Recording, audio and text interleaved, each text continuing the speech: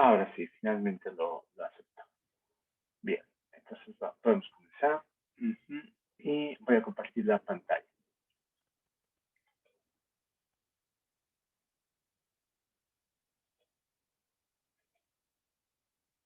Bien, todo el mundo está viendo las láminas, ¿verdad?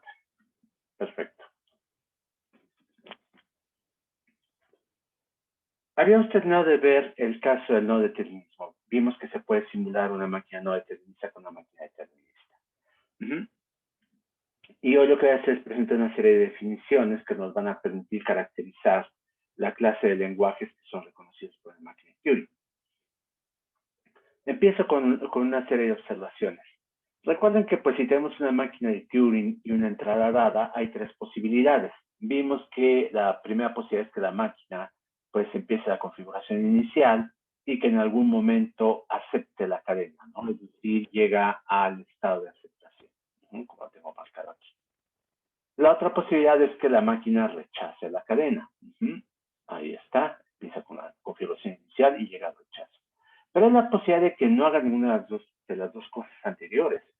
¿Por qué razón? Porque, bueno, pues la máquina podrá seguir trabajando infinitamente y nunca alcanzar ninguno de estos dos estados, aceptación o rechazo. Me podrán decir que pues esa es una máquina mal diseñada. Mi respuesta es, no lo sé.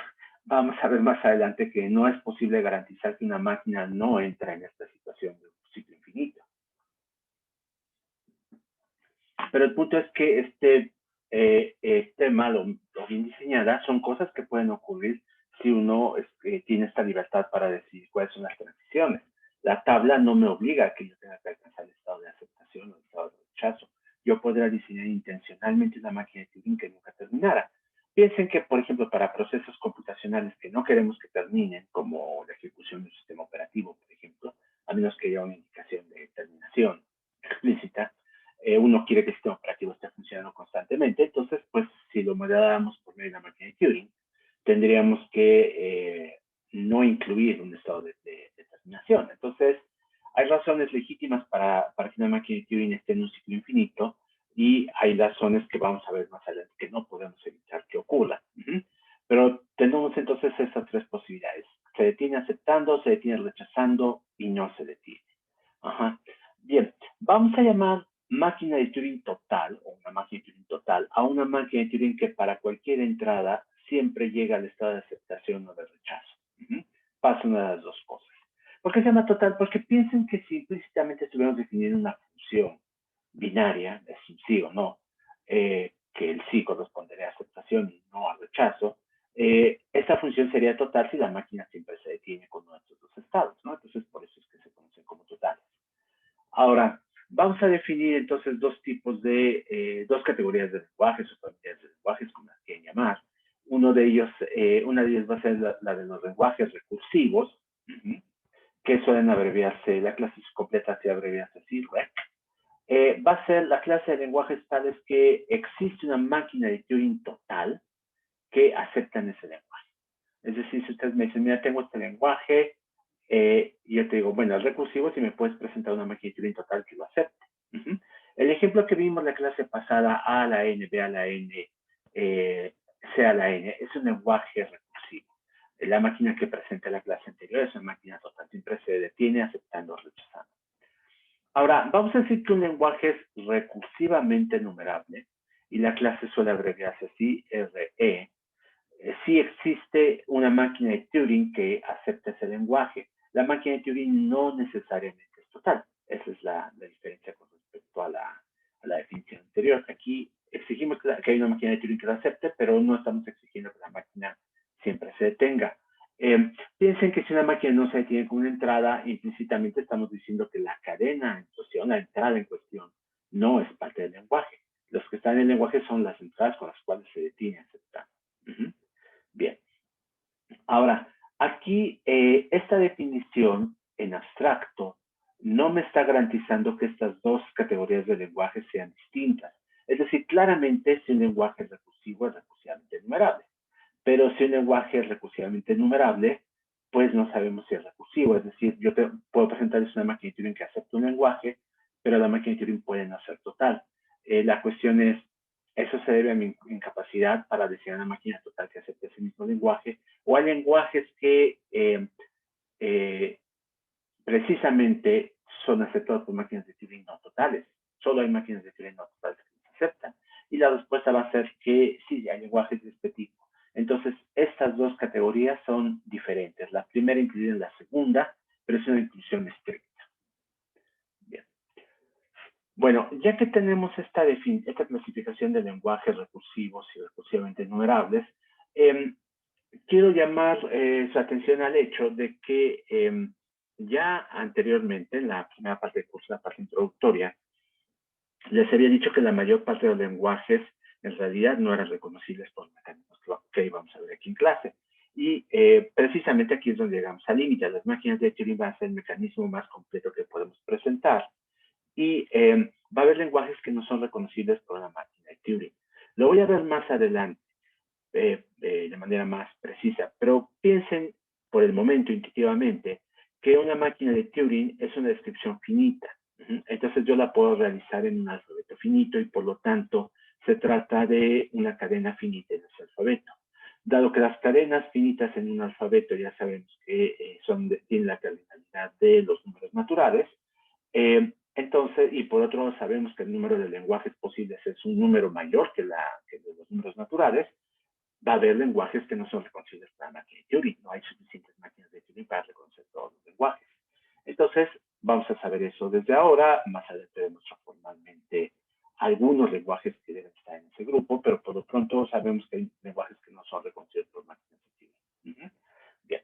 Bueno, ahora vamos a cambiar el énfasis de lenguajes a propiedades de cadenas.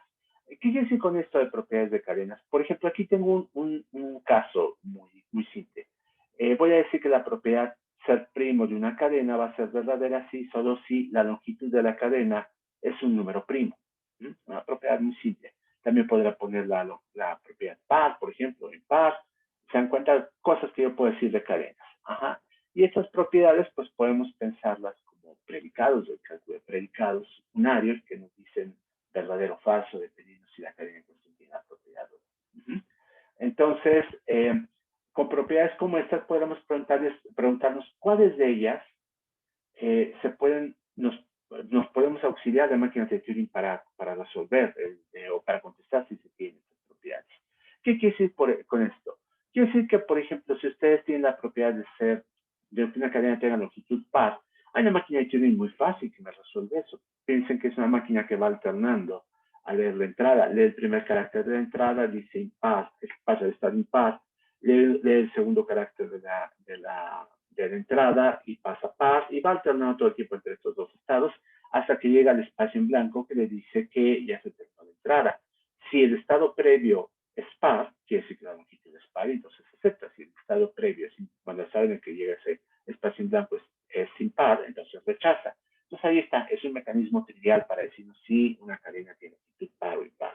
Para primos, pues ahí necesitamos una máquina de Turing bastante más elaborada, pero es posible. Cousin presenta un ejemplo muy sencillo de esto basado en el viejo algoritmo de Eratóstenes, perdón, que nos dice si una cadena tiene una longitud que es un número primo. Entonces, es posible hacer esto con máquinas de Turing. Entonces, esas propiedades, pues vamos a decir que podemos contestarlas con el auxilio de máquinas de Turing.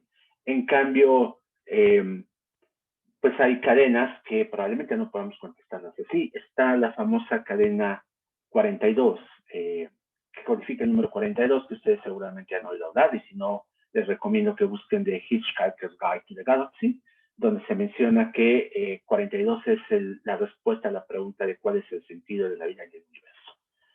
Entonces, ¿por qué sabemos que una máquina de Turing nos puede auxiliar a responder esta pregunta, a responder si la cadena en cuestión es la respuesta? Eso es porque en la novela los personajes construyen una supercomputadora, la dejan trabajando durante varios miles de años y la supercomputadora contesta que la respuesta al sentido de la vida y el universo es 42. Entonces, pues es un problema que podemos resolver con máquinas de Turing. Pero podrían pensar que pues hay otros problemas que no, por ejemplo, ¿no? No sé, algún problema de álgebra que requiere el uso de fundamentales o cosas así, no podemos resolverlas así. Entonces, vamos entonces a clasificar las propiedades dependiendo de cuáles se pueden resolver con máquinas de Turing y cuáles no. Vamos a decir que una propiedad es decidible.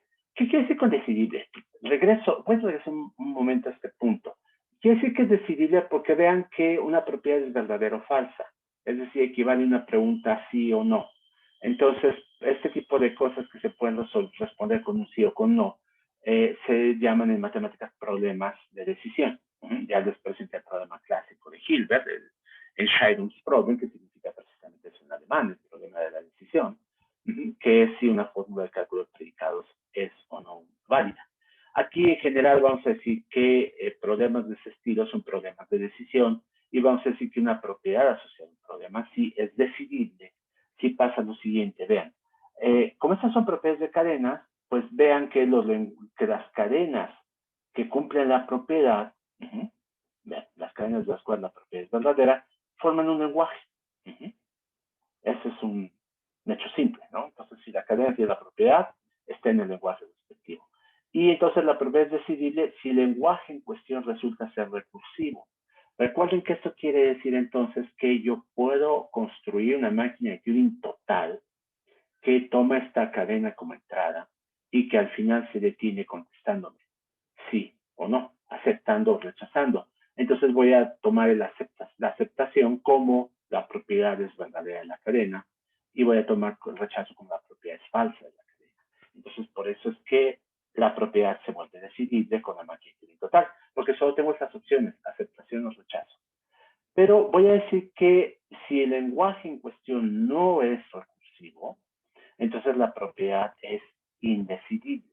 Es decir, no hay una máquina de Turing total que me permita saber si una cadena tiene o no la propiedad. A lo mejor para algunas cadenas me contesta sí, para otras cadenas me contesta no, para otras cadenas nunca se detiene. Ninguna máquina de Turing que puedan concebir. Ahora, también podría ser que el problema esté fuera de la agencia de máquinas de Turing. Por supuesto, como les dije, las máquinas de Turing no pueden resolver las preguntas de pertenencia a un lenguaje porque hay más lenguajes que máquinas de Turing. O sea, no pueden resolverlas todas. Pero en caso de que tengamos una respuesta parcial, entonces vamos a decir que la propiedad es indecidible. ¿Qué es una respuesta parcial? Vean, aquí estoy pidiendo que el lenguaje en cuestión sea recursivo, es decir, cuento con la máquina de Turing total que acepta. En semidecidible estoy pidiendo que la propiedad se pueda contestar con una máquina de Turing, no necesariamente total. Entonces, si la cadena pertenece al lenguaje, la máquina de Turing se va a detener y va a decir sí. Si la cadena no pertenece al lenguaje, tengo dos opciones. La máquina de Turing se detiene y me dice no, o la máquina de Turing nunca se detiene, entra en un ciclo infinito. Entonces, cuando tengo esta situación en que las instancias positivas, pues la respuesta es sí, digo que la propiedad es semidecidible. Vean cómo aquí tenemos, no es una situación de binaria. Decidibles, una propiedad decidible en automático significa que es semidecidible. ¿Por qué? Porque vimos que los lenguajes recursivos son un subconjunto de recursivamente enumerables. Que una propiedad sea indecidible es una negación de que sea decidible.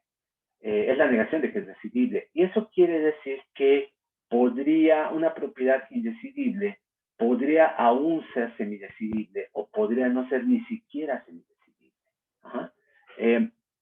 No tengo aquí un esquema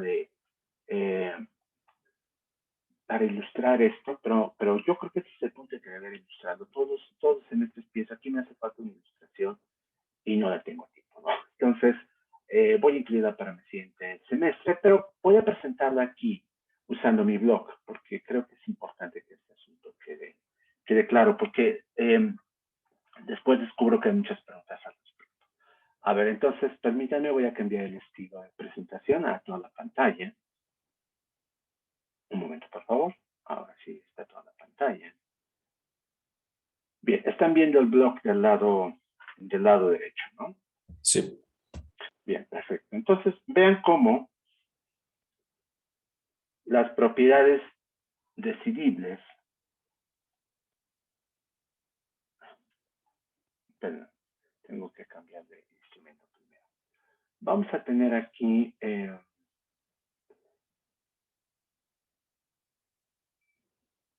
lo siguiente. A ver, déjenme cambiar al plumón. Ya está el plumón. Ahora quiero aquí está el color más grueso y vamos a pensar en el color verde. Entonces las propiedades decidibles están aquí, en este color verde. Vamos a ponerle aquí de decidible. Y como parte de aquí afuera, y esto déjenme cambiar de color mejor.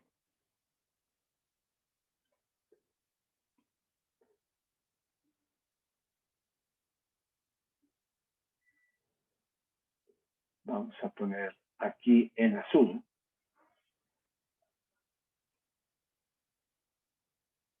las propiedades semidecidibles. Entonces, pues estas propiedades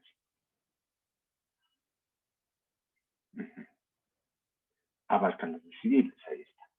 Ahora, los indecidibles, entonces, es todo lo que no es decidible. Entonces, es todo lo que está afuera. Y eso lo vamos a marcar en rojo. Aquí le ponemos una I de indecidible, ¿no? Entonces, todo esto está en rojo. Y vean entonces cómo hay cosas que son semidecidibles e indecidibles, a la vez que hay cosas que no son ni siquiera semidecidibles. Entonces, en el caso de las cosas que son semidecidibles, significa que pues tenemos un mecanismo para que en los casos en los que la cadena cumpla la propiedad, al menos me puede decir la máquina la cumple. Pero en los casos en los que no la cumple, puede ser que no obtenga nunca una respuesta. Entonces, este es el panorama. Así es la inclusión entre estos tres conjuntos.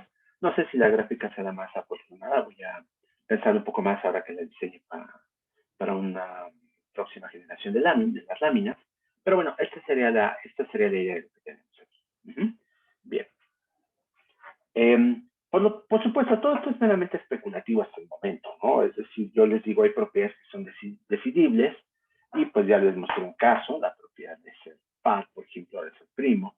Hay propiedades que son semidecidibles, no les he mostrado un caso, una propiedad que sea semidecidible, pero indecidible a la vez, y les he dicho que hay propiedades indecidibles por medio de un argumento meramente basado en teoría de conjuntos, que es, pues hay más lenguajes que máquinas de Turing. Debe haber entonces propiedades asociadas a estos lenguajes que no son decidibles, pero no he presentado ningún ejemplo concreto. Eso es lo que voy a hacer en las láminas siguientes. Me va a llevar un poco de tiempo, porque ese es un problema complejo. Son varias láminas las que dedico a esto y piensen que además esto que voy a presentar a continuación es la esencia de la solución de Turing a la pregunta planteada por Hilbert sobre el procedimiento efectivo para resolver el problema de la decisión. Él demostró que no se puede utilizando esta idea, demostrando que hay lenguajes que son decidibles pero no decidibles, y demostrando que hay lenguajes que no son ni siquiera decidibles. Entonces, el lenguaje de las fórmulas de cálculo predicado válidas es un lenguaje que no es decidible. Bien, eso se los puedo adelantar. Desde ahora no voy a ver esa parte, pero es una consecuencia más o menos directa de lo que voy a ver. Bien. Ahora, ¿cómo puedo hacer esto? Pues, mira, lo voy a hacer utilizando esta idea que es una idea genial, que a Turing se le ocurrió en el 36. Se le ocurrió además con muy pocos meses de trabajar en el problema. Eso es algo bastante sorprendente. Como les dije, Alonso Church le adelantó a Turing, pero Alonso Church era un profesor ya consolidado, no me acuerdo si estaba en Princeton, una de esas universidades de la costa este de Estados Unidos. Y a estos profesores que ya tenían un ejército de alumnos de doctorado trabajando para él, para ayudarlo a resolver los problemas.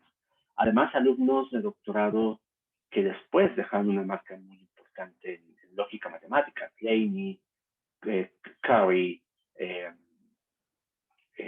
y otros más, ¿no? Entonces, tenía un super equipo para trabajar en esto y llevaba muchos años trabajando en la cuestión. Turing, en cambio, lo hizo solo, cuando ni siquiera tenía el doctorado, y le acaban de dar una beca para ser parte del personal académico de King's College, Cambridge, pero no como profesor. profesor, sino como alguien que estaba haciendo investigación, un auxiliar, podemos llamarlo así. Entonces, él se le ocurrió esta idea. Y lo genial de la idea es que esta idea es la base de muchas de las cosas que hacemos ahora. No que sea el primero que se le haya ocurrido. Una idea similar es lo que está tras el proyecto de la máquina analítica de Babbage. Algo que pueda resolver cualquier problema que admite una solución por medio de un procedimiento efectivo. Pero ha querido que se le ocurrió en particular, eso es una forma concreta de implementarlo, y es una máquina universal. Voy a explicar qué es una máquina universal, pero primero voy a presentarles una forma de cómo podemos implementarlo. Ustedes conocen máquinas universales, por supuesto. Yo estoy seguro que a lo mejor son como mi hijo que se la pasa pegado a su teléfono celular ahora, que ya es adolescente.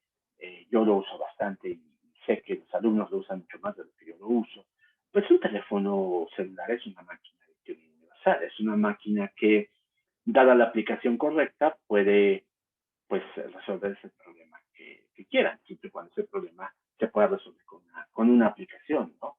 Si es decir, si el problema es de alguna manera computable, resoluble por medio de una máquina de Turing, entonces pueden construir en principio una aplicación, la aplicación se puede usar en el celular, y ahí está, lo pueden hacer. Entonces, lo sorprendente de esto, por supuesto, es que los problemas son muy heterogéneos. Piensen que su teléfono es una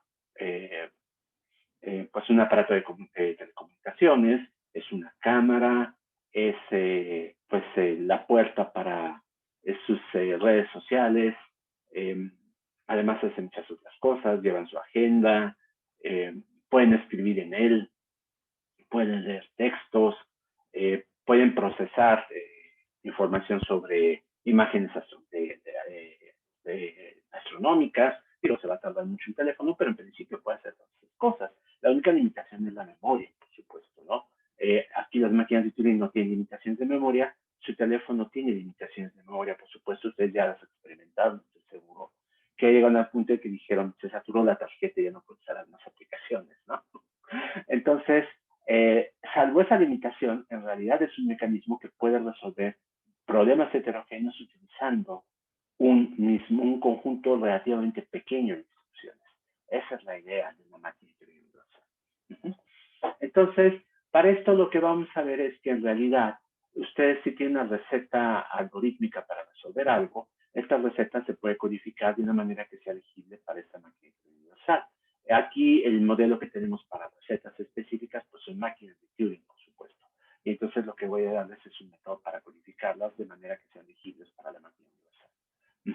Vean, por ejemplo, una máquina como esta, así totalmente arbitraria. No sabemos qué estados tiene, pero tiene un conjunto de estados, tiene un alfabeto de entrada, un alfabeto de la cinta, función de transición, etcétera, etcétera, etcétera. Los ingredientes que ya vimos. Lo que vamos a hacer es contar el número de estados. Vamos a suponer que son I estados. Contar el número de caracteres de la cinta, vamos a suponer que son J caracteres, y contar perdón, de entrada, y contar el número de caracteres de la cinta, que son K. Aquí obviamente J es menor, estrictamente menor que K. Ahora, de los estados, voy a suponer que el estado inicial es el mésimo estado, el estado de aceptación es el enésimo estado, y el estado de rechazo es el pésimo estado.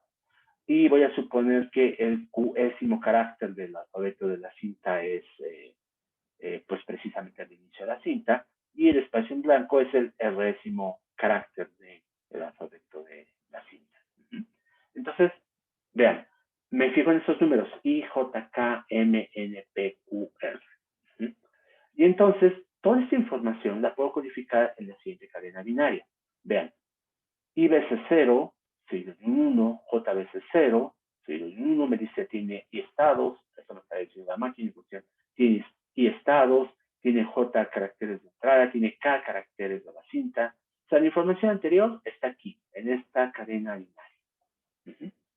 Bien, entonces, como les había dicho antes, esto se puede representar, la información de la máquina se puede representar un alfabeto finito. Aquí el alfabeto en cuestión es un alfabeto muy básico, es casi el más básico de todos, el alfabeto CO. Bien, ahora, todavía falta con la función de transición, por supuesto. Supónganse que tenemos la siguiente entrada en la tabla de transición. Delta D es del estado uésimo y el carácter vésimo me da por resultado el estado wésimo, el carácter xésimo y un movimiento a la derecha. ¿Cómo podemos representar esto? Lo podemos representar así, vean. Dado que este es el estado uésimo, pongo vc0, después un 1, después el carácter que leí es el vésimo, y entonces pongo vbc0, y acá pues obviamente codifico con wbc0 este estado, y con xbc0 este otro carácter, y con la cadena 01 voy a decir, me muevo a la derecha. Si el movimiento fuera a la izquierda, la cadena binaria que codifica ese movimiento, pues vean que termina con 3 unos, ¿no? Es el que me separa del carácter y después estos 2 unos que indican el movimiento hacia la izquierda. Ajá. Entonces, de esta forma, ya tengo representada eh, la tabla de transiciones. Lo que tengo que hacer es, pues, todas las entradas de la tabla, todos los de la tabla se codifican entonces como cadenas, como está, y las puedo poner concatenar, y ahí está. La tabla ya es una cadena binaria. Entonces, entre esto y todas estas entradas está una descripción completa de la máquina de Turing como una cadena binaria. Bueno, muy bien, entonces ahí tenemos esa primera parte. Supongamos que ustedes quisieran incluso representar binariamente la cinta, y entonces pues eso se puede hacer también de una manera muy simple. Recuerden que en realidad lo que me interesa son los caracteres iniciales de la cinta que no son blancos. Después de cierto punto, todos son blancos, todos son espacios en blanco, porque no he escrito ahí, no digamos, ese punto. Cada vez tengo solo una parte, un segmento inicial finito, donde hay caracteres que no son espacios blancos. Entonces, los caracteres los puedo codificar pues, de una manera muy simple. Si mi cadena de la cinta que está escrita en la cinta de esta forma, el n1ésimo carácter del alfabeto de la cinta, seguido del n2ésimo carácter del alfabeto, etcétera, etcétera, etcétera, y vamos a llegar hasta nz. Bien, eso es lo que tengo, y lo puedo representar con una cadena binaria que lo que hace es poner n1bc0 seguido en 1, n2bc0 seguido en 1, etcétera, llegar a nzbc0 seguido en 1. Eso es lo que estoy haciendo. Entonces, con esta codificación, yo paso de una descripción bidimensional o tridimensional, como se les ocurre a ustedes, de una máquina que tiene su entrada, a una descripción que es estrictamente lineal y que se basa sobre el alfabeto binario. Voy entonces a designar la codificación de la máquina de Turing-M de esta manera, vean, la pongo entre paréntesis angulares, y la codificación de su entrada alfa también la designó pues con lo mismo entre paréntesis angulares. Es decir, alfa es una entrada, paréntesis angulares alfa es la entrada codificada con las convenciones previas. Voy a agregar a mi alfabeto, esto es por comodidad, no tiene por qué ser así, pero voy a agregarlo por comodidad, este símbolo, el de gato. Y entonces de esta manera yo puedo separar en una cadena la codificación de la máquina de Turing y la codificación de su entrada. Este símbolo yo lo podría representar, por ejemplo, con 4 unos seguidos. ¿Por qué razón? Si se dan cuenta de lo que definí anteriormente, no puede aparecer nunca 4 veces el número 1.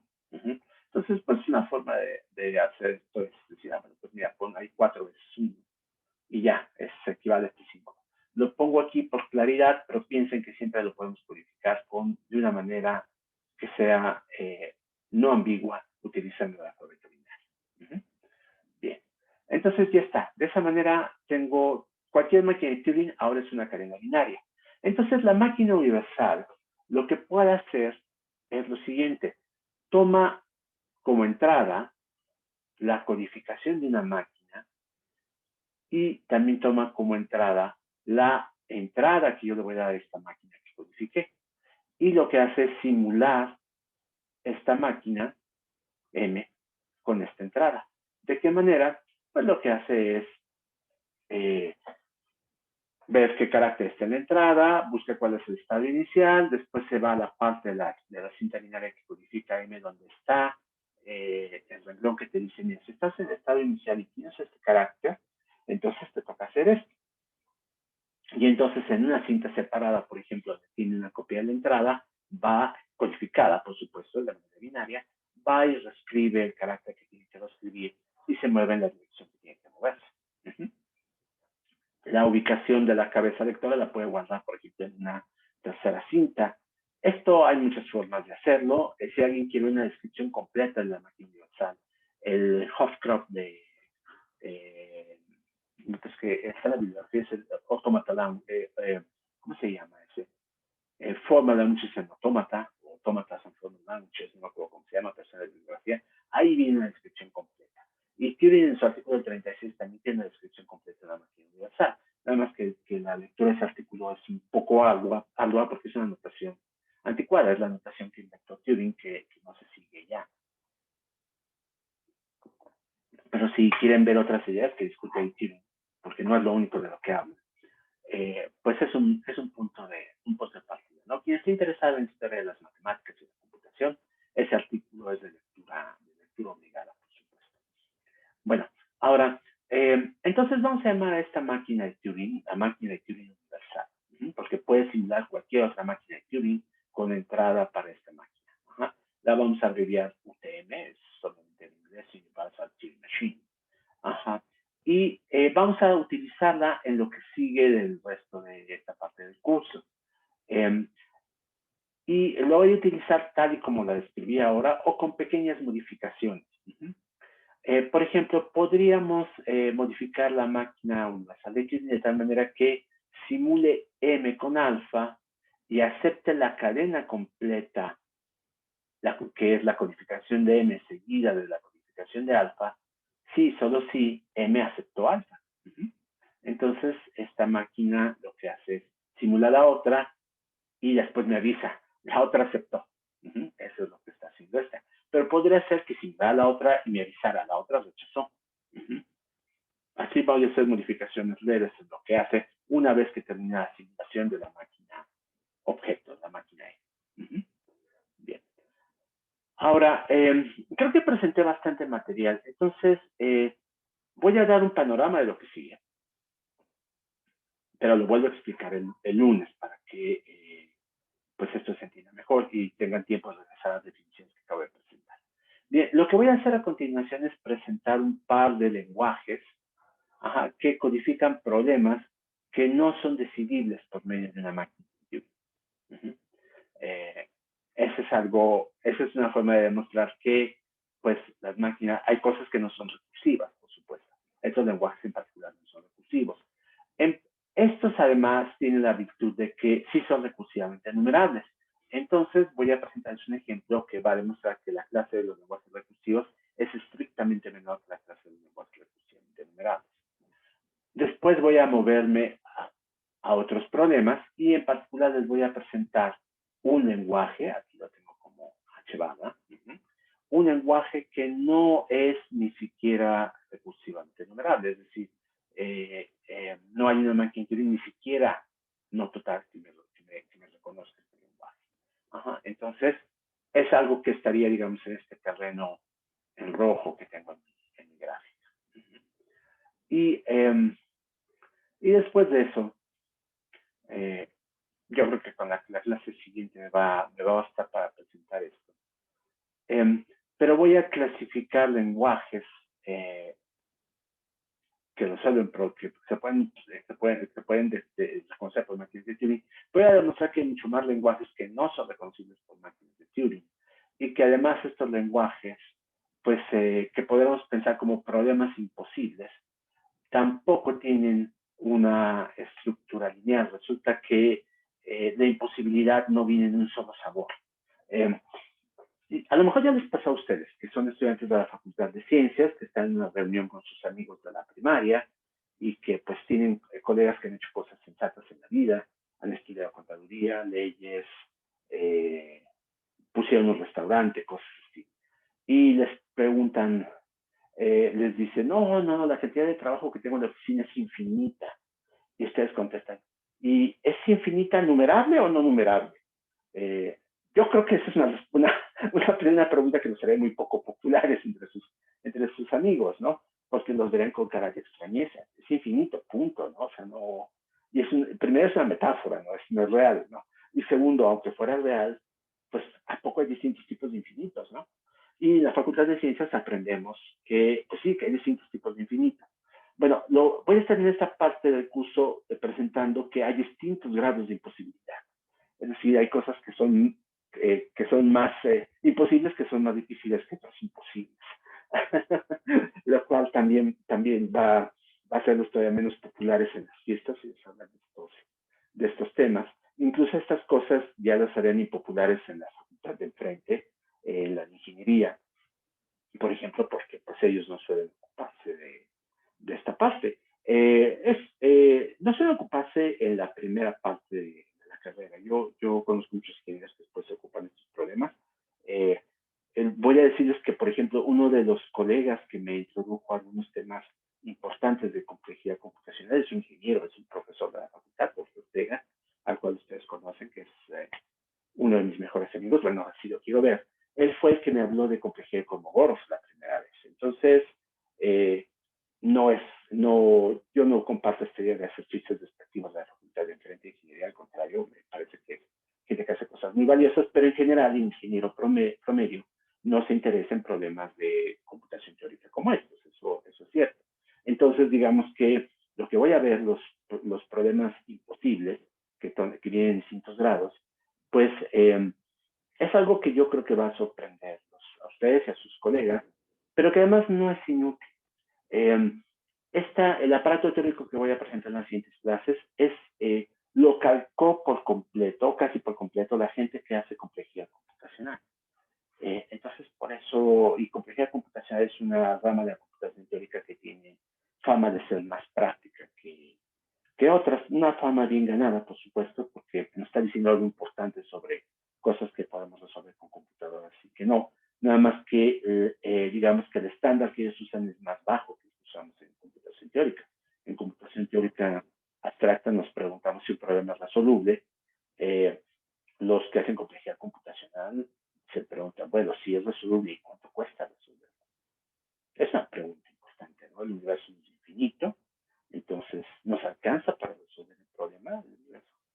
Entonces es una pregunta valiosa. Me detengo aquí entonces y nos veríamos el próximo lunes. Le pedí a Eduardo y a Vladimir que consideraran el grado de desfase que tenemos entre la clase teórica y las garantías. Entonces espero que una vez que vean hasta dónde me detuve hoy, que no es aquí en este punto, sino es antes, déjenme ver, es aquí, en la lámina 22, hasta donde empezaría el próximo lunes, pues que me digan ellos qué tanto estamos desfasados con respecto a las garantías, y si es necesario, yo les propondré una alternativa a la clase de lunes, pero no lo puedo decir todavía, ¿no? Entonces, hablaría de una cosa que espero que sea de su interés. No me pondré a platicar de las noticias, ¿no? Sino de algo de computación teórica, aunque no necesariamente del tema. Bien, entonces por lo pronto nos vemos el lunes. Detengo la grabación un momento.